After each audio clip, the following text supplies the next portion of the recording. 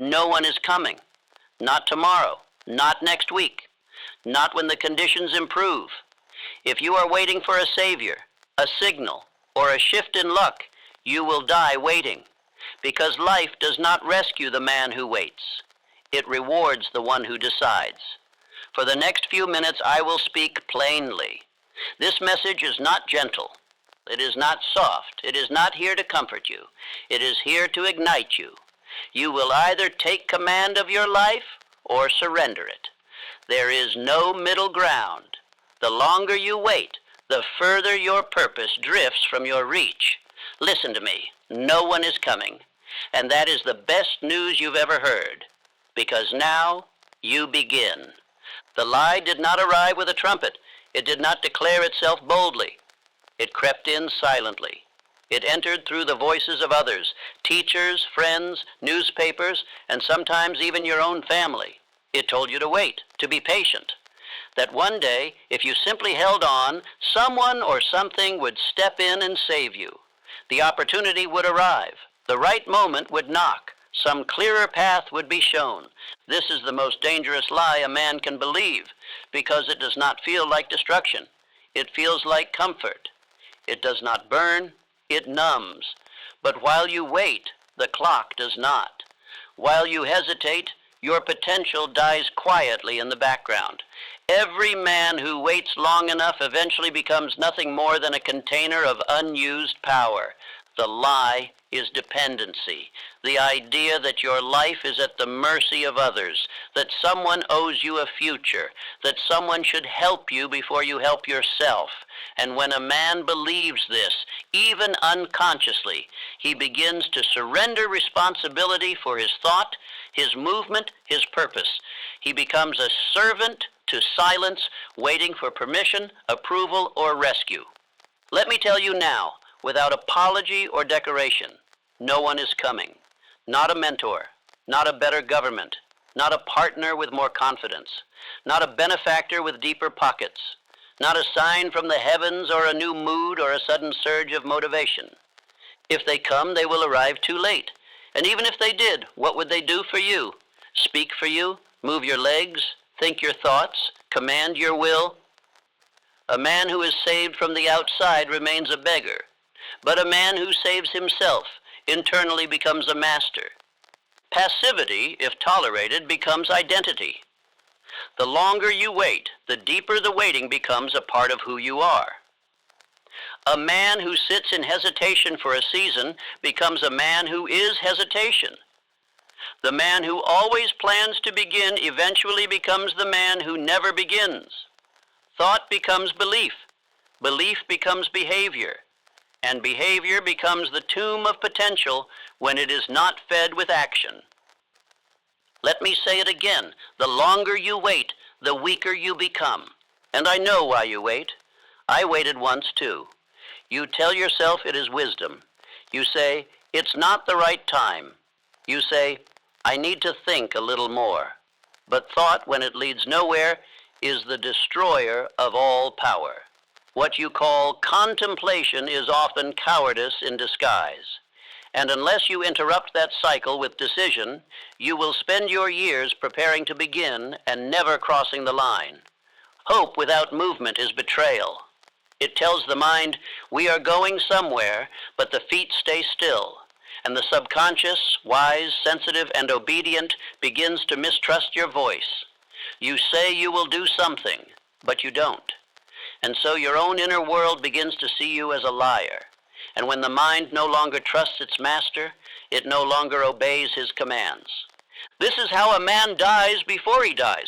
And you see it everywhere. Men who once burned with ideas now mutter about the economy. Men who once had strength now blame their responsibilities. Men who once had vision now talk only of when the time is right. They wait for someone to partner with them, someone to believe in them, someone to validate their dream. But their dream has already died because they waited. You must wake from this trance.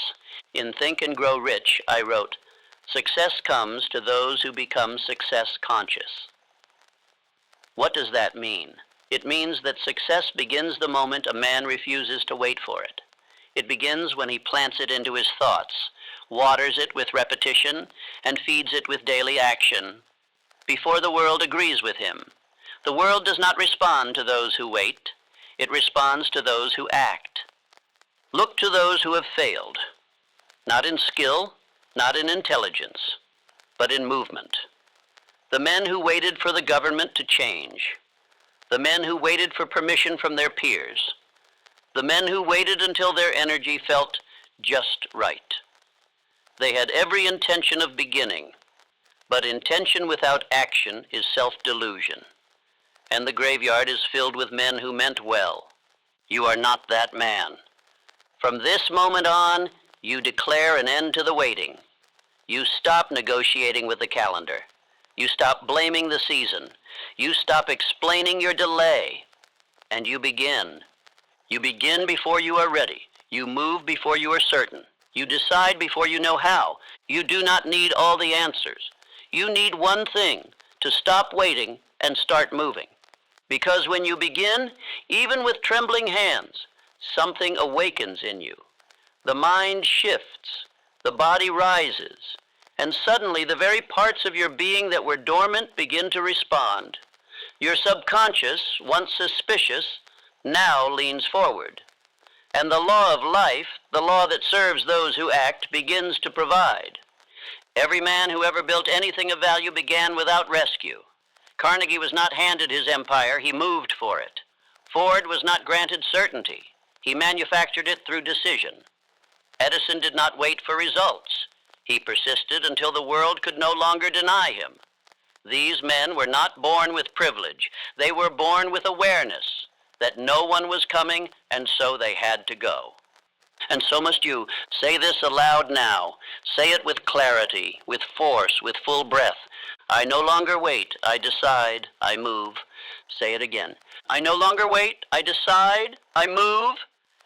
Say it until your old rhythm breaks. Say it until your thoughts obey. Say it until your subconscious begins to believe, this man no longer begs, he builds. This is not the beginning of a journey. It is the end of an illusion, the illusion that someone will come, that help is near, that rescue is on its way. No one is coming, and that is your freedom. Because if no one is coming, then you must rise. You must choose. You must take full command. And once you do, you will find what I have always taught, that you were never powerless. You were just passive. You will not be passive again. There is one trait that separates the man who moves mountains from the man who watches them rise in envy. One trait that draws opportunity like iron to a magnet. One trait that every man who has ever created wealth, built strength, or carved out greatness has shared. It is not genius, it is not luck, it is not education, it is decision. And I tell you now, the man who decides cannot be denied. You see, the man who waits for clarity is always outrun by the man who acts from conviction. The man who delays until the weather clears is always passed by the man who walks through the storm. Decision is the dividing line. The man who decides wins, not because the path is easy, but because his mind is already made up. There is no power in potential, no leverage in maybe. The world cannot respond to a man who has not yet decided. The subconscious cannot serve a mind that will not command. If you wonder why results have not appeared, if you question why your vision remains distant, it is because you have not yet declared yourself in absolute terms. Let me be clear. Decision is not a thought. It is not a whisper of preference. It is not an idea you rehearse when you feel inspired. Decision is a command, a mental decree sealed by movement. When you decide, you speak with finality. You act with immediacy. You do not ask again. You do not hesitate. You say, "It shall be done," and then you do it. In Think and Grow Rich, I devoted an entire chapter to this principle. Not because it is convenient, but because it is essential. I found through my interviews with over 500 of the most successful men of the age, including Carnegie, Edison, Ford, Rockefeller, that the one shared characteristic among them all was this: they made decisions quickly and changed them slowly, if ever. The unsuccessful man, by contrast, made decisions slowly, and changed them quickly, often under the pressure of the opinions of others. Let me give you an example of how decision shapes history. Henry Ford, the man the world said was uneducated, unqualified, unreasonable, once instructed his engineers to produce an 8-cylinder engine. Every man in his circle, every expert, every authority told him it could not be done. They said the laws of engineering would not permit it. But Ford did not debate. He did not ask again. He simply said, "Produce it anyway." The engineers returned, unsuccessful. He said, "Continue." They returned again, defeated. He said, "Keep going." And because he had decided, not merely hoped, not merely asked, they continued. And eventually the solution was found. Not because of technology, but because of decision. The world bends not to intention, but to command. It yields not to the man who asks, but to the man who declares.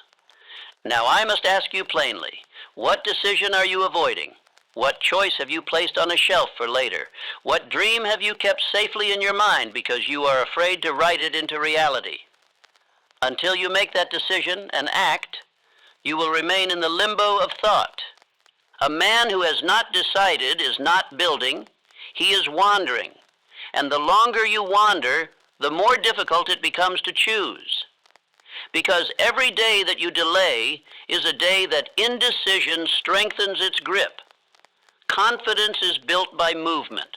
Hesitation erodes belief. And soon you begin to feel unqualified for your own vision, not because you lack ability, but because you refuse to decide. Let me tell you how decision works in the subconscious. The mind is listening to you every moment.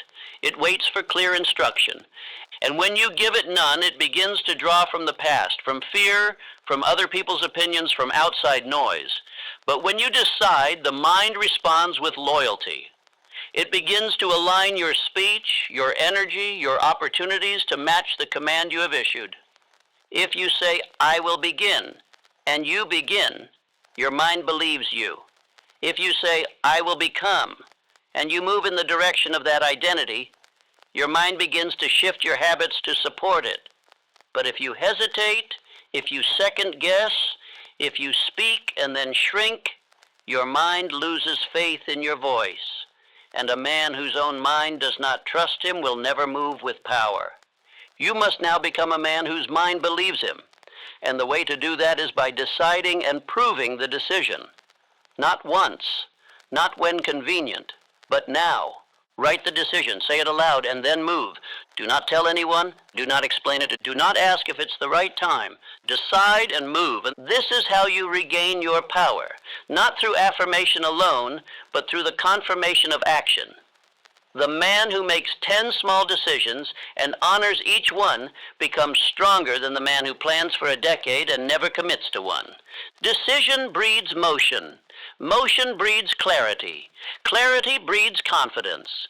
Confidence breeds momentum. And momentum makes the impossible bend to your will.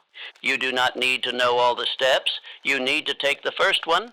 And when you take it with full decision, the second becomes clear. Say this aloud now. Let it seal the hesitation that once ruled your mind. I make decisions quickly and firmly. I stand by them. I move with power. Say it again. I make decisions quickly and firmly. I stand by them. I move with power. Let this be the turning point. Not the beginning of another plan, not the start of more research, but the end of waiting. What decision must you make today? Write it now. Speak it aloud. Move, because the man who decides cannot be denied. Not by delay, not by doubt, not by fear, not by the world. He commands, and then he becomes. There is no more dangerous belief than the belief that something outside of you will come and finish what you have failed to begin. That someone else will solve what you refuse to face. That another man's strength will make up for your lack of decision. This idea that you can keep one foot in and the other out, that you can walk toward purpose while still protecting an exit, is death to power. You must burn the bridge. The bridge is the backup plan, the emotional escape, The rational excuse, the place in the back of your mind that says, if this does not work, I can always return. And as long as that bridge stands, you will never give your full energy. You will never move with full faith. You will never summon the full force of what lies in you, because your subconscious, ever loyal to the path of least resistance, will not give you its best if it knows you plan to retreat. You must understand the mind's nature. It does not pour its fire into an aim that might be abandoned. It does not sharpen its instinct, awaken its faith, release its energy for a man who keeps an exit open. The subconscious waits for total commitment before it delivers total power. This is why history remembers the men who burned the bridge, the men who, having stepped onto the battlefield of purpose, turned around and set fire to the ship that brought them there. It is more than metaphor, it is law, because only the man with no way back is forced to go forward, and only forward builds the future. I once wrote, "Desire backed by faith knows no such word as impossible." But I tell you now, faith does not show itself where dependence still lives. If you are still hoping someone might step in, still imagining that circumstances will shift, still whispering to yourself that maybe you will try again next season, then you have not yet decided, you are not yet serious, and the mind, yours and the world's, knows it. Let me remind you of one of history's clearest examples. When Hernán Cortés landed with his men on the shores of conquest, he gave them one command: burn the ships. He knew the truth. As long as the ships remained, the men could dream of escape. As long as they could return, they would never give their all. But once the ships were gone, once the way back had been destroyed, there was only one path: forward. And with that level of necessity, those men succeeded, not because of superiority, but because of commitment. You may not be on a battlefield, but your hesitation is just as deadly. You have dreams you've delayed, decisions you've postponed, visions you've lowered because you feared what would happen if you failed. But failure is not your danger. Retreat is. The danger is not in boldness. The danger is in the quiet voice of the old self saying, you can still go back. You must now speak a new command to your mind. There is no going back. You must burn the mental bridge that has allowed you to live with one foot in purpose and the other in fear. And you must do it today, before the idea of escape gains more roots, before the mind begins to weave more excuses. You must speak this clearly and with force: I will not return. Why? Because until you believe no one is coming, you will not meet the man who was already here, the man inside you, the one who never needed saving, the one who only needed permission to move. Dependency is a slow poison. It numbs you first, then it softens your edge, then it seduces you into weakness by telling you, you don't need to give everything. You have time. Someone will help you. But let me tell you, the only help that is real is the help you summon from within. The only answer that will last is the one you build by your own hands. You are not too weak. You are not too late. You are not missing anything except decision. Burn the bridge. Eliminate the option to delay. Refuse the idea of a safe retreat. Speak aloud to your own mind and command it to forget the path behind. Your aim is not behind you. Your comfort is not the goal. Your past is not your master. You are not here to survive, you are here to advance. If you must write it, then write it. I will not go back. If you must say it 100 times today, then say it. I am no longer the man who retreats. If you must tell the world or your habits or your calendar, then tell them, I am burning the bridge. There is no other way but forward. Let me be precise. This is what you must now do. Identify the fallback, the place you go mentally or physically when fear rises. Remove it, delete it, block the path, end the conversation, cut the tie. Declare aloud, this path is no longer mine. Write down your chief aim again and say, this is the only direction I now serve. Act in boldness immediately to prove the bridge is gone. Do not be afraid of what you've burned. Be afraid of what you won't build if you don't. The men who have become legends, builders, leaders, they were not without fear. They were simply without retreat. Say this with me now. Let it rise in your chest until it burns away the last remnant of hesitation. I burn the bridge, I do not wait. I move forward and never turn back. Again. I burn the bridge, I do not wait. I move forward and never turn back. Let this be the vow that separates you from the man you once were. Let this be the fire that closes the exit forever. From this day forward, there is only one direction. Forward. Faith without action is not faith at all. It is fantasy, a pleasant phrase, a hollow echo. True belief, faith in its purest, most commanding form, is never still. It is not a feeling you carry. It is a fire that moves you. It is an inner authority that refuses to stand idle. If you say you believe and yet you do not move, then you lie to yourself, because faith proves itself in motion. You do not test your belief in silence. You test it in steps, in motion, in effort, in risk. You test it by speaking when your voice shakes, by acting when no one claps, by beginning before you're ready. And every man who has ever conquered mediocrity has learned this one truth. You cannot think your way into confidence. You must move your way into it. The man who acts, even when his plan is imperfect, begins to build momentum, and momentum, once it awakens, begins to silence the inner critic. The questions disappear. The hesitation fades. The doubt, once so loud, now bows before your movement, because the mind follows motion, and action, even a single small step, is the most powerful antidote to fear ever given to man. I have told you already that no one is coming, that you must burn the bridge. That decision is the line between drifting and becoming. But what now? What does the man who has decided do? He acts. He initiates the first move. He does not wait for permission. He does not gather more opinions. He does not hesitate until the mood strikes him. He steps, not because the ground is certain, but because he has chosen to walk. This is the law.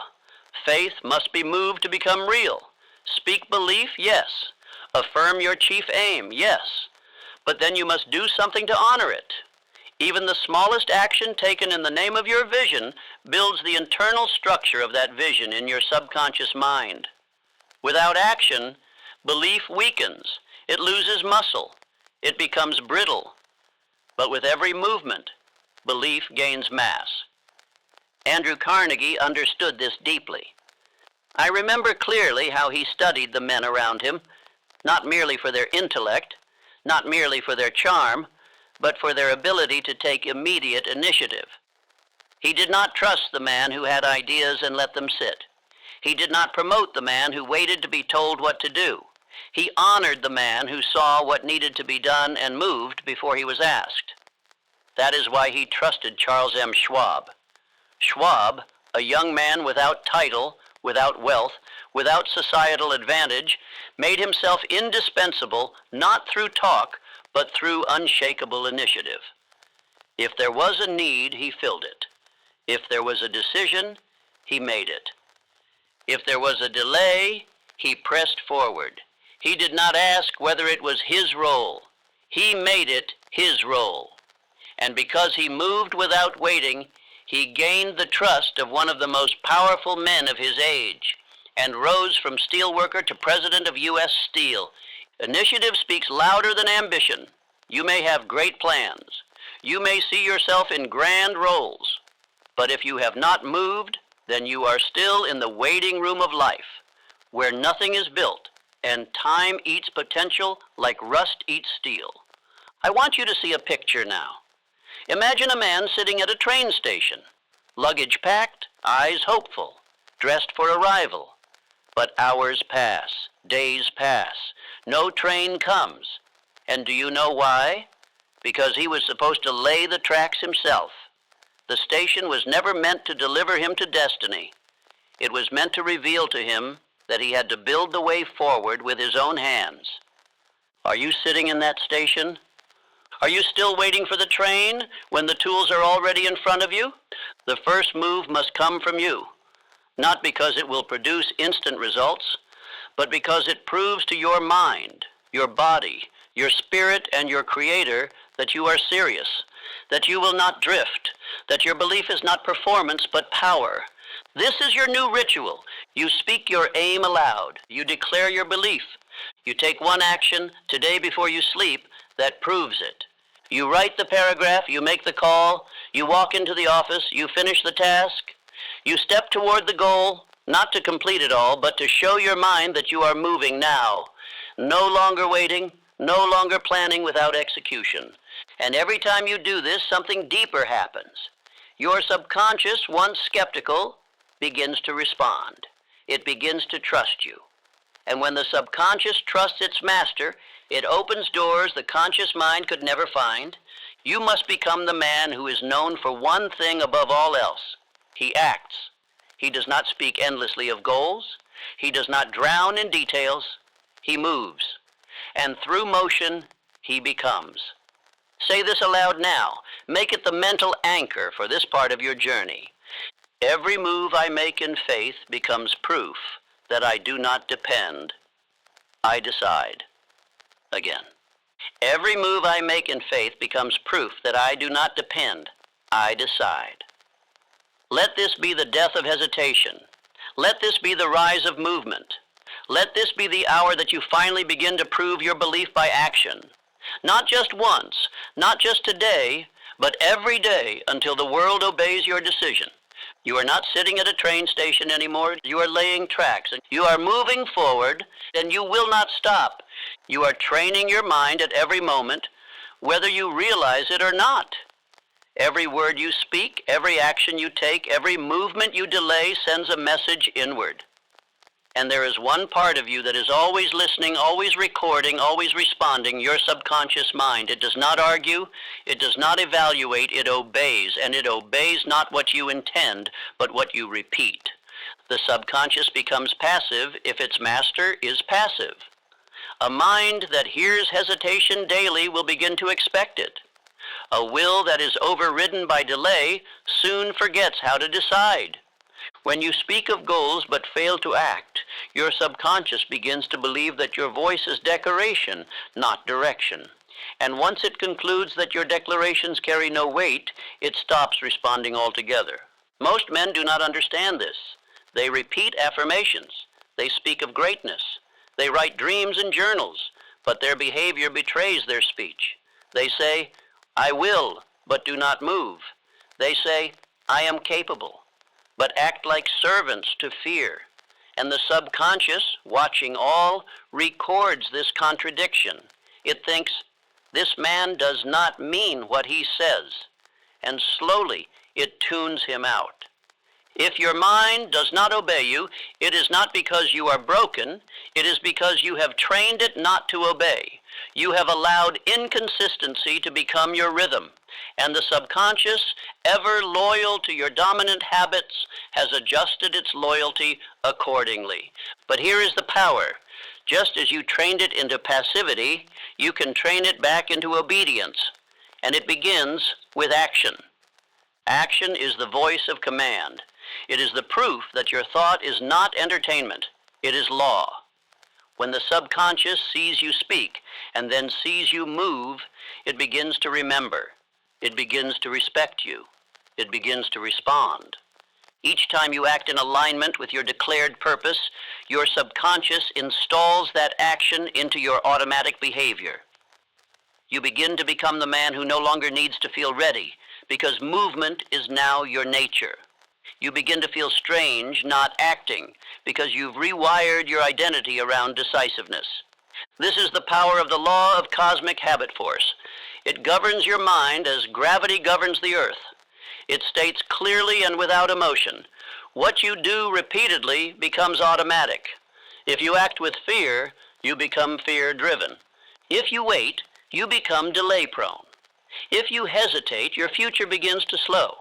But if you act daily in decision, if you feed the mind forward motion, then action becomes reflex, and success becomes rhythm.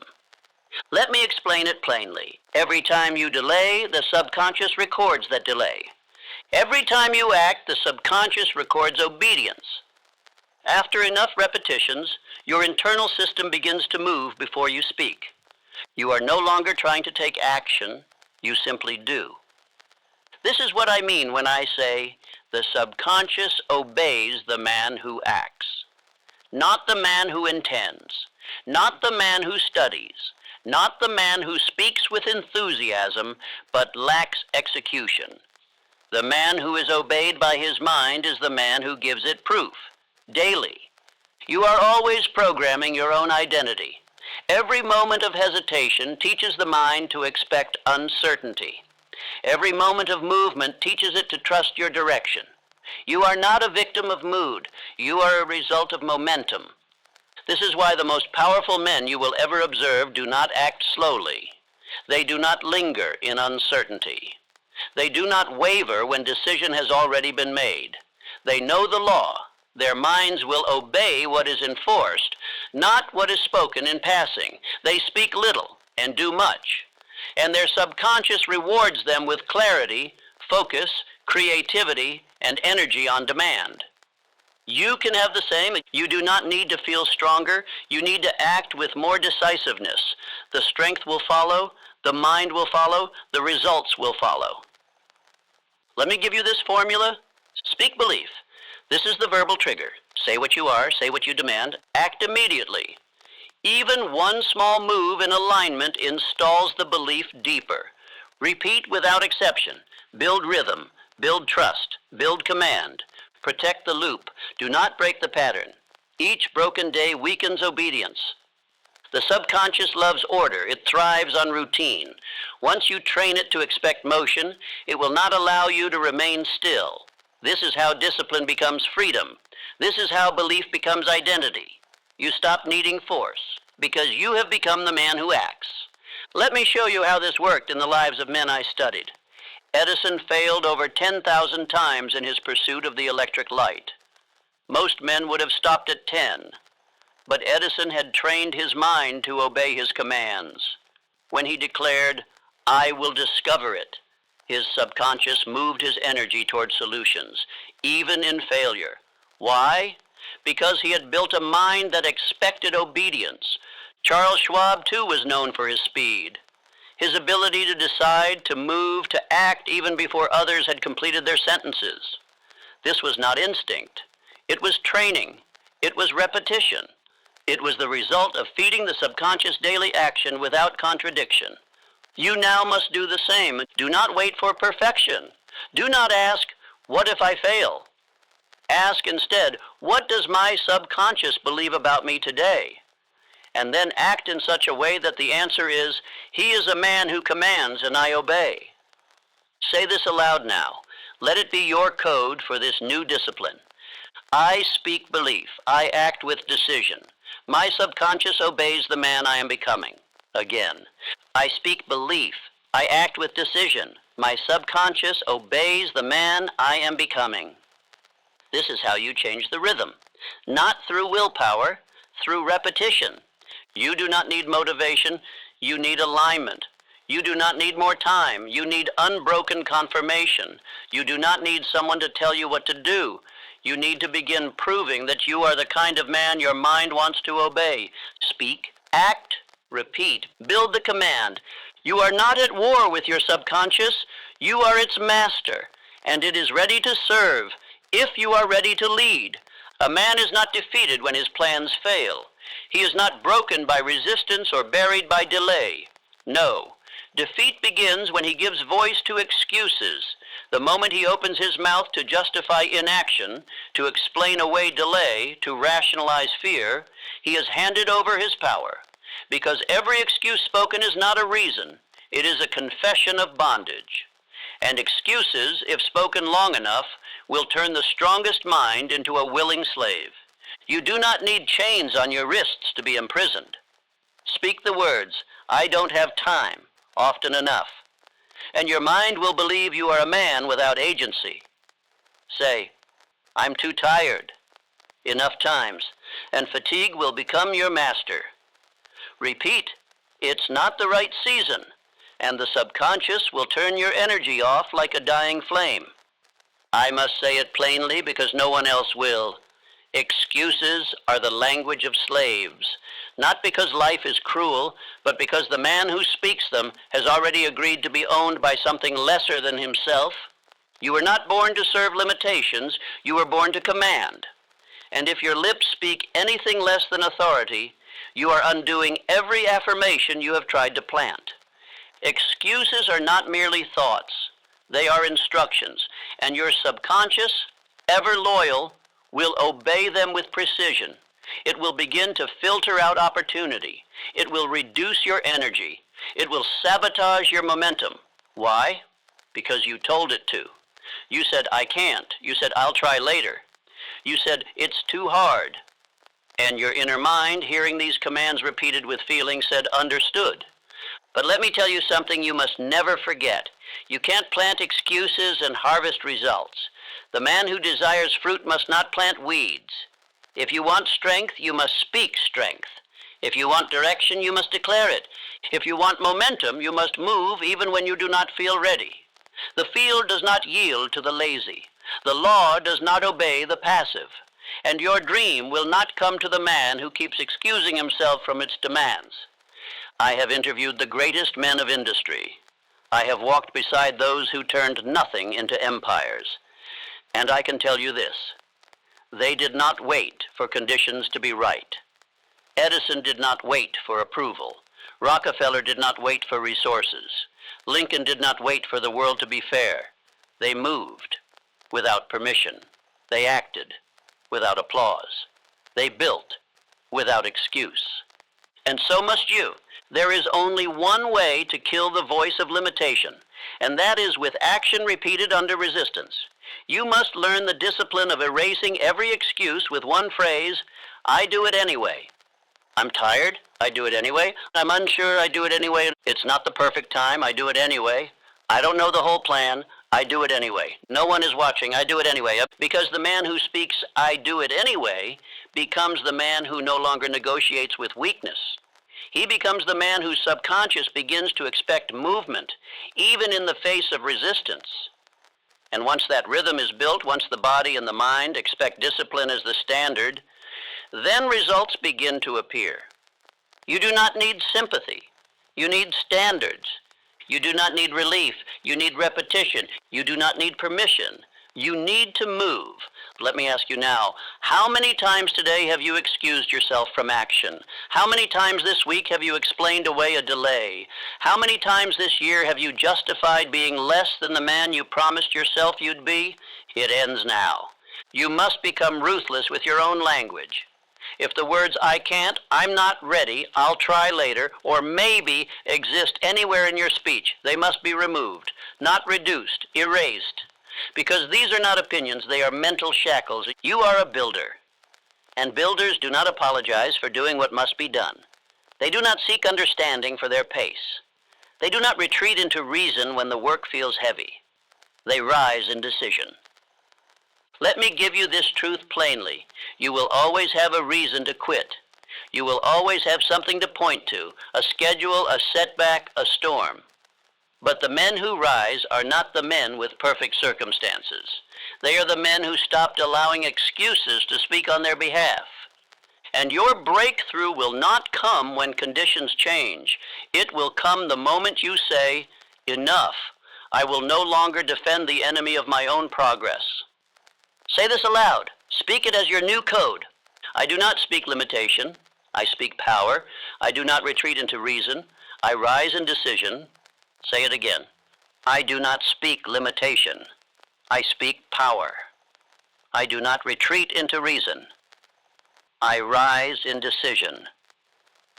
Every time an excuse appears, and it will, you will speak this. You will speak it not as a question, but as a command. And then you will act. Not when you feel like it, but because you said you would. This is not harshness. This is freedom. Because the man who eliminates his excuses finds he never needed anything else.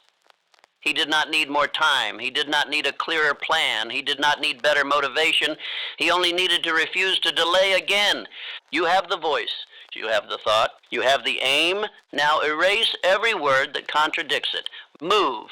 The man who waits to be applauded before he acts is already defeated. He does not seek progress. He seeks approval. And approval is a trap. If your action depends on another man's praise, you are not free. You are still a servant, still waiting for someone else to say, "Now you may move." There is no greatness in waiting to be seen. The greatest strides in history were made in silence. The boldest decisions were made in solitude. The world does not crown the man who seeks applause. It follows the man who moves without it. Do not mistake encouragement for necessity. Encouragement is a blessing, but it must never become your requirement. The moment you need to be noticed, you have surrendered your direction. Controlled attention is the ability to hold your purpose in mind, unmoved by distraction, untouched by noise. It is one of the most powerful habits a man can build, and it can only be built in silence. If your faith dies in silence, it was never faith. If your decision fades without praise, it was not real decision. What you build alone will sustain you in storms. What you build for approval will vanish with it. You are not alone when you act alone. You are aligned. You are direct. You are free. Isolation is not your enemy. It is your forge. It is where your character is refined without interference. Abraham Lincoln spent most of his life misunderstood. He lost elections. He was mocked. He led a nation through war without the comfort of praise, but he followed a deeper voice, his own. Lincoln did not act because it was popular. He acted because it was right. And the men who shape history always move first in the dark, long before the world lights a path for them. You must learn to act without audience. You must learn to move without permission.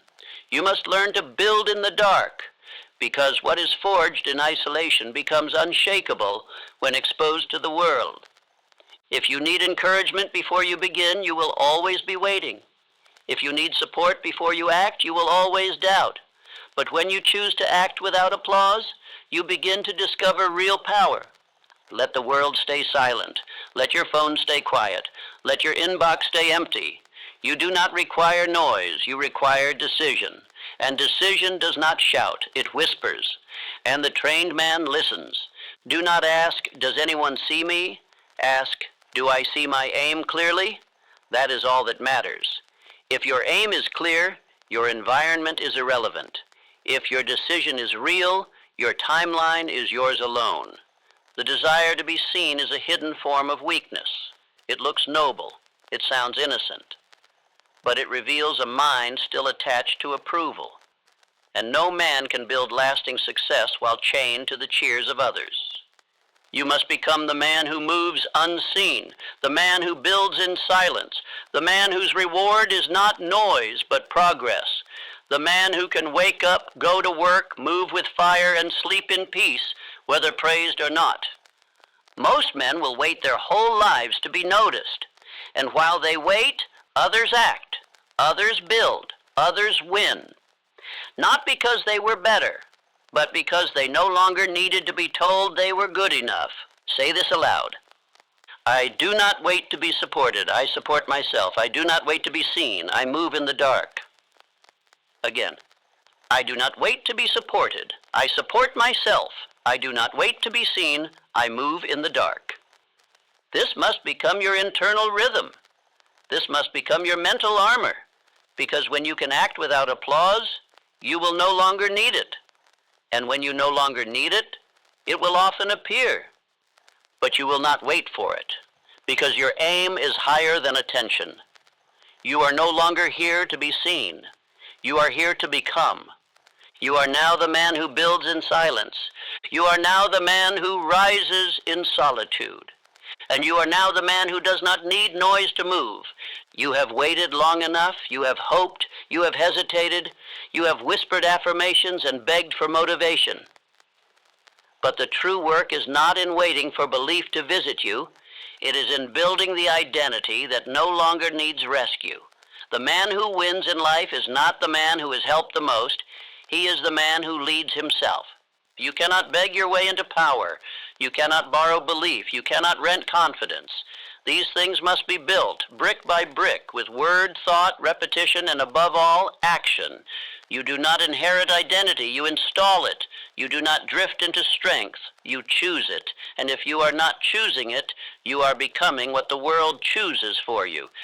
The great secret I have repeated through every principle I have taught is this: you become what you think about most, spoken with faith and acted upon without retreat. This is not suggestion.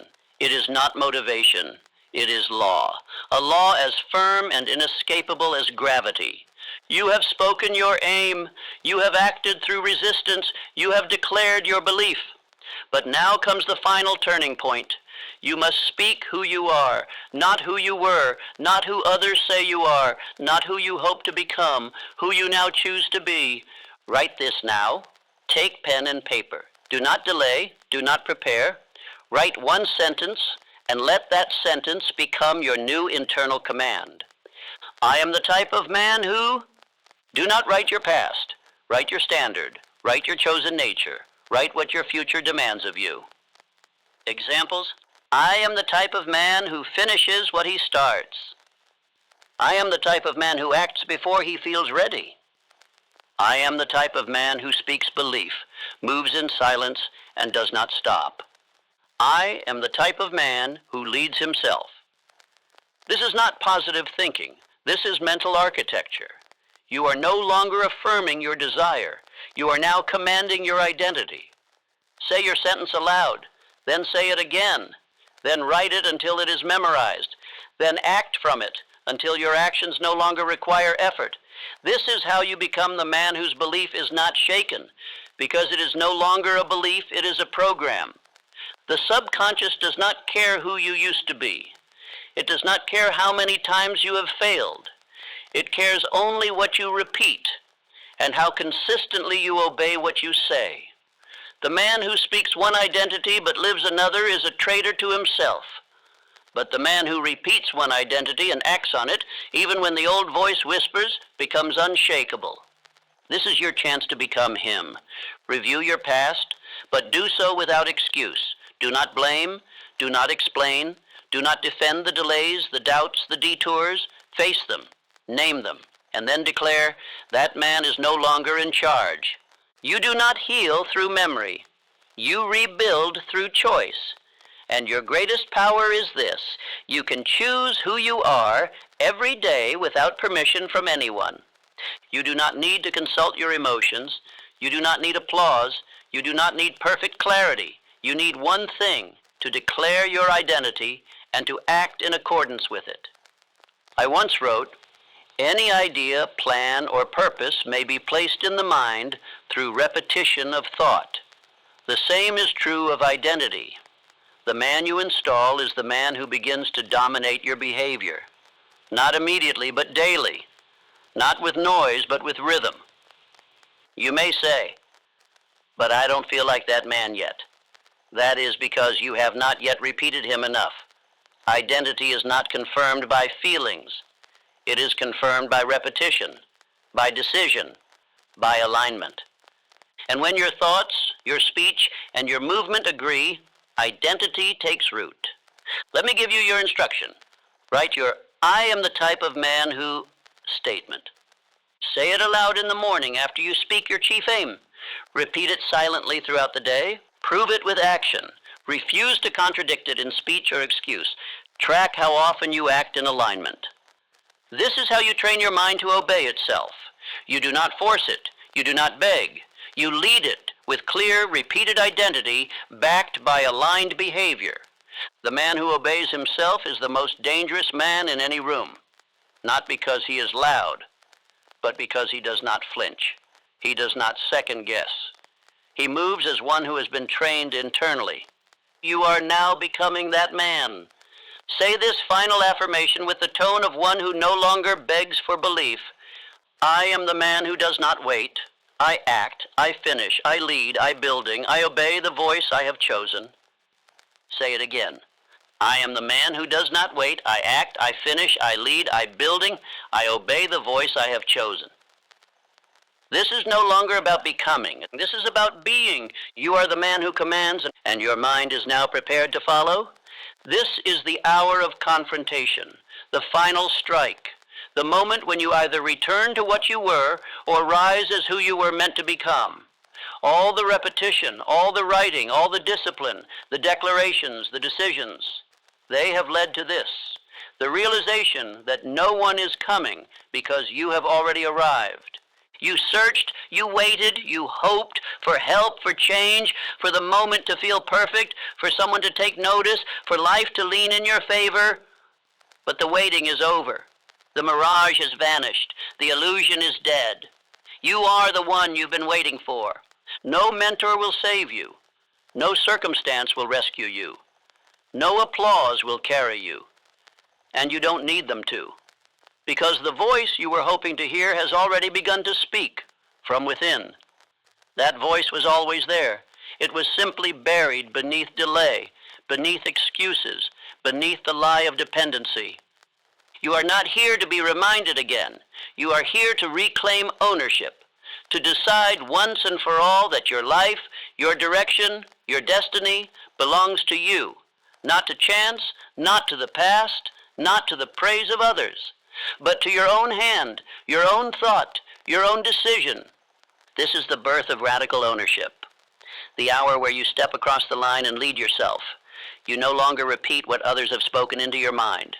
You no longer consult the environment before acting. You no longer seek conditions. You command them. You are no longer the man who wonders what's next. You are what's next. But I must warn you, if you go back, if you drift, if you delay, if you rehearse the language of someday, you will become what you were. You will return to the quiet suffering of the man who knows he was meant for more but never chose to claim it. You will feel that fire slowly dim, not because it was extinguished, but because you refused to fan it. And I know you're tempted, even now. Tempted to take this speech and shelve it beside others. Tempted to let this new identity live in your notebook, but not in your schedule.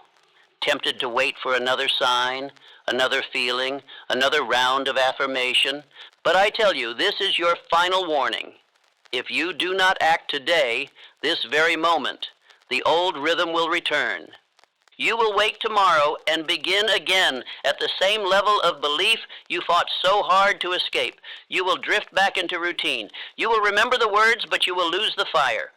And your life will once again reflect the man who waits, not the man who builds.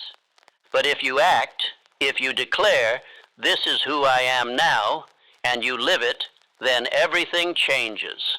Not because the world bends, but because you no longer flinch. Not because the road clears, but because you no longer wait for it to. Not because the applause begins, but because you have decided not to need it. You are the one. You are the builder. You are the standard. You are the leader your mind has been waiting to follow. The thoughts are yours. The habits are yours. The belief is yours. And now the results are yours to claim. This is the man who speaks identity and acts on it. Does not ask, he commands.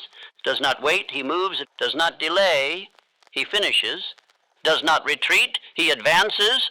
There is no Savior coming, because the Savior has already been built through decision, through persistence, through radical self-command. From this day forward, you do not explain your vision, you enforce it. You do not hope for progress, you create it. You do not ask the world who you are, you tell it. This is your line in the sand, this is your day of return, not to the past, but to the throne.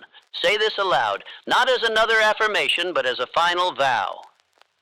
No one is coming because I have arrived. I lead myself. I command my day. I move without rescue. I become what I decide. Again, no one is coming because I have arrived. I lead myself. I command my day. I move without rescue. I become what I decide.